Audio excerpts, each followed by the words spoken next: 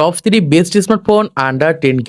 বর্তমান সময়ে 10,000 টাকা বাজেটের ভিতরে 2025 সালের শুরুর দিকে এসে যদি একটা স্মার্টফোন আপনি কিনতে চান, তাহলে আজকের এই ভিডিওটা আপনার জন্য খুবই গুরুত্বপূর্ণ।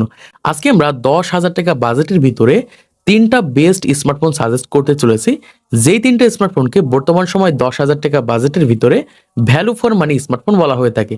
এক কথায় যারা 10,000 টাকা বাজেটের ভিতরে একটা স্মার্টফোন কিনতে যাচ্ছেন, চোখ বুঝে আপনি যে কোনো একটা স্মার্টফোন আপনার জন্য পারচেস করতে পারেন। এই ক্ষেত্রে 10,000 টাকা বাজেটের আশেপাশে যে ফোনগুলো রয়েছে, এগুলোর সাথে কম্পেয়ার করে এই 3টি স্মার্টফোন আপনাদের জন্য সাজেস্ট করা হয়েছে। এই 3টি স্মার্টফোন 3 দিক থেকে বেস্ট রয়েছে, তাই আপনার ইউজার এক্সপিরিয়েন্সের উপর ভিত্তি করে স্মার্টফোনটি আপনি পারচেস করতে পারেন। যেহেতু বর্তমান সময় 2025 সালে এসে আপনি 10,000 টাকা বাজেটের ভিতরে একটা স্মার্টফোন কিনতে যাচ্ছেন, তাহলে আজকের এই ভিডিওটা মনোযোগ সহকারে দেখেন। তো আমাদের লিস্টে প্রথমে যে স্মার্টফোনটি রয়েছে Xiaomi Poco C65। এই ফোনটা হয়তো বা 5 থেকে 6 মাস আগে বাংলাদেশে রিলিজ হয়েছে। তারপরেও 10 থেকে 12,000 টাকা বাজেটের ভিতরে বেস্ট একটি ভ্যালু ফর মানি স্মার্টফোন বলা হয়ে থাকে Xiaomi Poco C65 এ। তো চলুন আমরা দেখে নিই এই ফোনে আমরা কি কি ধরনের স্পেসিফিকেশনগুলো পাচ্ছি। তো প্রথমে যদি আমরা কথা বলি ফোনটার ডিসপ্লেকে নিয়ে, এখানে ডিসপ্লেতে ব্যবহার করা হয়েছে 6.74 ইঞ্চের একটা IPS LCD ডিসপ্লে। দেখুন 10,000 টাকা বাজেটের ভিতরে আপনি যে স্মার্টফোনটি কিনতে যান, সেই সকল স্মার্টফোনে কিন্তু আমরা IPS LCD ডিসপ্লেগুলো পেয়ে থাকি। একই সাথে আমরা পেয়ে যাচ্ছি এই ডিসপ্লেতে কর্নিং গরিলা গ্লাস 3 এবং রয়েছে 90 হার্জ রিফ্রেশ রেট। সেই ক্ষেত্রে বলা যায় ডিসপ্লের দিক থেকে 10,000 টাকা বাজেটের ভিতরে বেস্ট একটি ডিসপ্লে ফোন হতে পারে। তো এবার আমরা কথা বলবো ফোনটির ব্যাটারিকে নিয়ে। এখানে ব্যাটারিতে ব্যবহার করা হয়েছে 5000 mAh এর একটা ব্যাটারি এবং একই সাথে আমরা 18 ওয়াটের ফাস্ট চার্জার পেয়ে যাচ্ছি। এই চার্জারটির মাধ্যমে আমরা ফোনটাকে খুবই দ্রুত চার্জ করতে পারবো। একই সাথে 5000 mAh ব্যাটারি থাকা সত্ত্বে ফোনটির মাধ্যমে আমরা ভালো কোয়ালিটির ব্যাটারি ব্যাকআপ পাবো। তো এবার যদি আমরা কথা বলি ফোনটির ক্যামেরাকে নিয়ে, এখানে আমরা ব্যাক সাইডে 3টি ক্যামেরা পেয়ে যাচ্ছি। একটি হচ্ছে 15 মেগাপিক্সেলের ওয়াইড অ্যাঙ্গেলেস ক্যামেরা, আরেকটি হচ্ছে 2 মেগাপিক্সেলের প্রাইমারি ক্যামেরা, আরেকটি হচ্ছে 2 মেগাপিক্সেলের ম্যাক্রো ক্যামেরা। বর্তমান সময়ে আমরা 15 মেগাপিক্সেলের ক্যামেরা কিন্তু 15 থেকে 20,000 টাকা বাজেটের স্মার্টফোনগুলোতে পেয়ে থাকি। সেই ক্ষেত্রে আমরা 10,000 টাকা বাজেটে কিন্তু 15 মেগাপিক্সেলের ক্যামেরা কিন্তু পেয়ে যাচ্ছি।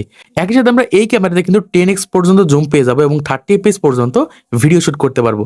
তো এবার যদি আমরা কথা বলি ফোনটির সেলফি ক্যামেরা নিয়ে, এখানে সেলফি ক্যামেরা হিসেবে ব্যবহার করা হয়েছে 8 মেগাপিক্সেলের একটি ক্যামেরা, যেটার মাধ্যমে আমরা 30 fps পর্যন্ত ভিডিও শুট করতে পারবো। তো এবার যদি আমরা কথা বলি ফোনটির হাইলাইটের বিষয় প্রসেসরকে নিয়ে, এখানে প্রসেসর হিসেবে ব্যবহার করা হয়েছে মিডিয়াটেকের একটি processor, MediaTek Helio G85 gaming processor.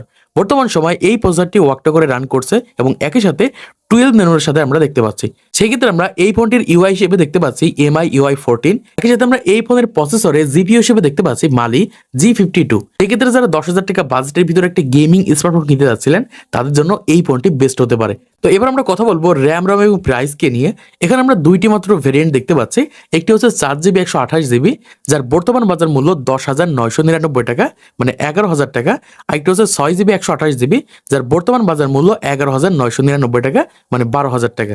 আমাদের লিস্টে দ্বিতীয় যে স্মার্টফোনটি রয়েছে বর্তমান সময় 10-12,000 টাকা বাজেটের ভিতরে বাজেট কিং বলা হয়ে থাকে, টেকনো স্পার্ক গো 1। বর্তমান সময় 10,000 টাকা বাজেটের ভিতরে যদি বেস্ট এবং ভ্যালু ফর মানি একটি স্মার্টফোন কিনতে চান, তাহলে অবশ্যই আপনাকে টেকনো স্পার্ক গো 1। সেক্ষেত্রে 10,000 টাকা বাজেটের ভিতরে যদি ভ্যালু ফর মানি একটি স্মার্টফোন কিনতে চান, সেক্ষেত্রে আপনাদের জন্য এই স্মার্টফোনটা আমি সাজেস্ট করতে পারি। তো বর্তমান সময় যারা 10,000 টাকা বাজেটের ভিতরে একটা best value for money smartphone কিনতে যাচ্ছেন, তারা এই স্মার্টফোনের স্পেসিফিকেশনগুলো দেখলেই বুঝতে পারবেন যে এখানে কি কি ধরনের স্পেসিফিকেশনগুলো ব্যবহার করা হয়েছে। তো প্রথমে যদি আমরা কথা বলি টেকনো স্পার্ক গো 1 এর ডিসপ্লেকে নিয়ে, তাহলে এখানে আমরা ডিসপ্লে হিসেবে ব্যবহার করা হয়েছে 6.67 ইঞ্চের একটা IPS LCD ডিসপ্লে।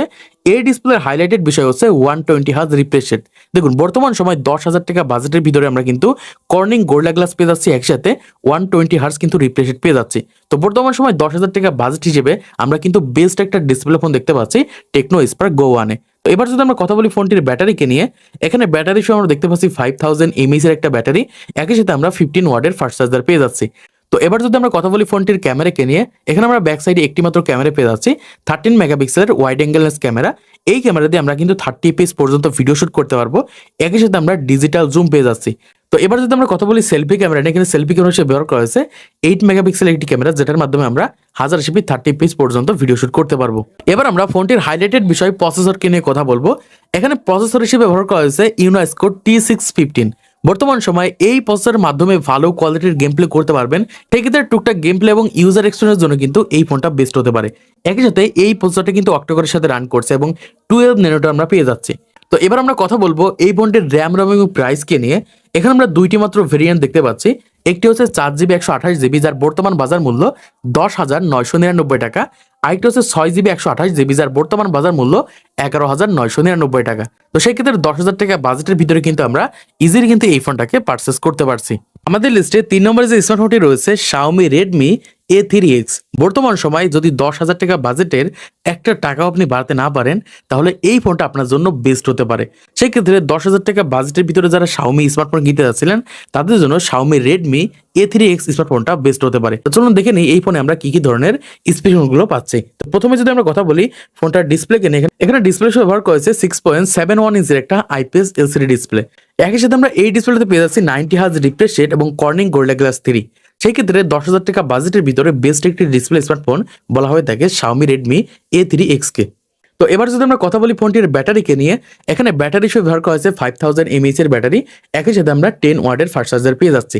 এবার যদি আমরা কথা বলি ফোনটির ক্যামেরাকে নিয়ে, এখানে আমরা ব্যাক সাইডে দুইটি ক্যামেরা পেয়ে যাচ্ছি। একটি হচ্ছে 8 মেগাপিক্সেলের ওয়াইড অ্যাঙ্গেলেস ক্যামেরা, আরেকটি হচ্ছে 2 মেগাপিক্সেলের ডেপথ সেন্সর ক্যামেরা। সেই ক্ষেত্রে আমরা এই ক্যামেরাতে 1080p 30 fps পর্যন্ত ভিডিও শুট করতে পারবো। একই সাথে আমরা ফ্রন্ট ক্যামেরাতে পেয়ে যাচ্ছি 5 মেগাপিক্সেলের একটি ক্যামেরা, যেটার মাধ্যমে আমরা 1080p 30 fps পর্যন্ত ইজিলি কিন্তু ভিডিও শুট করতে পারবো। সেই ক্ষেত্রে যারা ভিডিও শুটের জন্য এবং ফটো শুটের জন্য একটি স্মার্টফোন কিনতে যাচ্ছিলেন, তাদের জন্য এই ক্যামেরা ফোনটি বেস্ট হতে পারে। এবার যদি আমরা কথা বলি এই ফোনটির হাইলাইটেড বিষয় প্রসেসরকে নিয়ে, প্রসেসর হিসেবে ব্যবহার করা হয়েছে ইউনেস্কো T63। বর্তমান সময়ে এই প্রসেসরটাকে গেমিং প্রসেসর বলা হয়ে থাকে 10,000 টাকা বাজেটের আশেপাশে।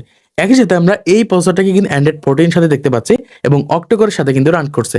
একই সাথে গিগাহার্টজ হিসেবে রয়েছে 1.8 গিগাহার্টজ। সেই ক্ষেত্রে যারা গেমিং এর জন্য এবং ইউজার এক্সপিরিয়েন্সের জন্য একটি স্মার্টফোন কিনতে যাচ্ছিলেন, তাদের জন্য আমি ইজিলি এই ফোনটাকে সাজেস্ট করতে পারি, কারণ এই ফোনটার মাধ্যমে আপনারা ইজিলি যে কোনো কাজগুলোকে সহজেই করতে পারবেন, কোনো প্রকার ল্যাগ বা হ্যাং করবে না। তো এবার যদি আমরা কথা বলি ফোনটির র্যাম এবং প্রাইসকে নিয়ে, এখানে আমরা একটি মাত্র ভেরিয়েন্ট দেখতে পাচ্ছি 3GB 64GB, যার বর্তমান বাজার মূল্য 9,999 টাকা, মানে 10,000 টাকা। সেই ক্ষেত্রে যারা 10,000 টাকা বাজেটে একটি স্মার্টফোন কিনতে যাচ্ছিলেন, তাদের জন্য এই স্মার্টফোনটি বেস্ট হতে পারে। তো আশা করছি তোমরা বুঝতে পেরেছো 10,000 টাকা বাজেটের ভিতরে 2025 সালে এসে আপনি কোন স্মার্টফোনটি কিনতে পারেন। এবং এই তিনটে স্মার্টফোন কিন্তু 3 দিক থেকে বেস্ট রয়েছে। তাই অবশ্যই আপনার প্রায়োরিটির উপর ভিত্তি করে যে কোনো একটি স্মার্টফোন আপনার জন্য পারচেস করতে পারেন। তো সেই ক্ষেত্রে আপনারা কোন স্মার্টফোনটি আপনাদের জন্য পারচেস করছেন অবশ্যই কমেন্ট বক্সে জানিয়ে যাবেন এবং ভিডিওতে একটা লাইক করে দিবেন, চ্যানেলটি সাবস্ক্রাইব করে দিবেন পরবর্তী আরও স্মার্টফোন রিভিউ ভিডিওগুলো দেখার জন্য।